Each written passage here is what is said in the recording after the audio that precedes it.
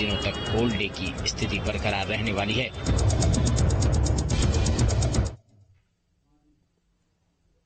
चलिए आगे बढ़ेंगे। भोपाल से बड़ी खबर, 10 जनवरी को खाते में आएंगे पैसे, लाडली बहनों को मिलेंगे 1250 रुपए। मोहन सरकार में पहली बार ये राशि जारी होगी। सीएम ने कहा था ये योजना बंद नहीं होगी। तो बिल्कुल आज लाडली बहनों को 1250 रुपए उनके खातों में डाले जाएंगे। 10 जनवरी को खाते में पैसे आएंगे। मोहन सरकार में पहली बार ये जो राशि है वो जारी होगी। लगातार ये खबरें सामने आ रही थी कि चूंकि शिवराज सिंह चौहान ने इस योजना को चलाया था तो मोहन सरकार के आने के बाद ये योजना बंद हो जाएगी, लेकिन अब ये साफ हो चुका है कि योजना बंद नहीं हो रही है। सीएम ने पहले भी ये बात कही थी कि योजना बंद नहीं होगी और आज लाडली बहनों के लिए बेहद ही महत्वपूर्ण दिन है। 10 जनवरी को उनके खाते में पैसे आएंगे। चलिए गौरव लगातार जुड़े हुए हमारे साथ। गौरव, लाडली बहनों को बड़ी सौगात मिलने वाली है। 10 जनवरी को खाते में उनके पैसे आएंगे। लगातार ये बातें कही जा रही थी कि लाडली बहना योजना बंद हो जाएगी मोहन सरकार में आने के बाद, लेकिन अब ये साफ हो चुका है। पहले भी मुख्यमंत्री कह चुके थे कि योजना बंद नहीं होगी और खाते में अब राशि जो ट्रांसफर होने वाली है।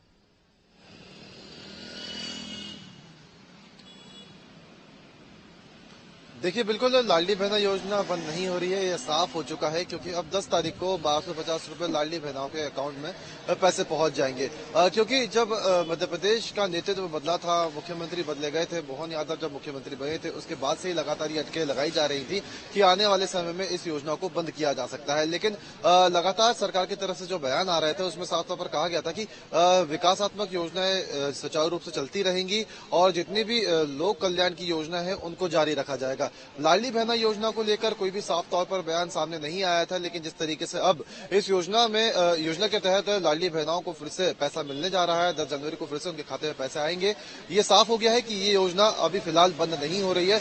क्योंकि देखिए 2 महीने के बाद लोकसभा चुनाव भी हैं और ऐसे में अगर इस योजना को बंद करते हैं तो कहीं ना कहीं एक डर जरूर होगा कि योजना के बंद करने की वजह से पार्टी को लोकसभा चुनाव में भी नुकसान हो सकता है, जिसके चलते ये अनुमान भी लगाया जा रहा है कि आने वाले कुछ महीनों तक ये योजना इसी तरह से चालू रहेगी। पूर्व मुख्यमंत्री शिवराज सिंह चौहान भी लगातार ये आग्रह करते हुए आ रहे थे सरकार से कि इस योजना को बंद नहीं किया जाना चाहिए, क्योंकि उनके जन्मदिन पर उन्होंने ये योजना शुरू की थी और एक तरीके से कहा जा सकता है कि उस समय शिवराज सिंह चौहान ने जब ये योजना शुरू की थी तो उनके लिए सबसे पसंदीदा योजना उस समय की रही थी। और जैसे कि हमने देखा कि विधानसभा चुनाव में भी इस योजना का एक अलग ही तरीके का फायदा बीजेपी को मिला और प्रचंड बहुमत के साथ रिस्पॉन्स देखने को मिला था और इस योजना ने एक बहुत ही अहम योगदान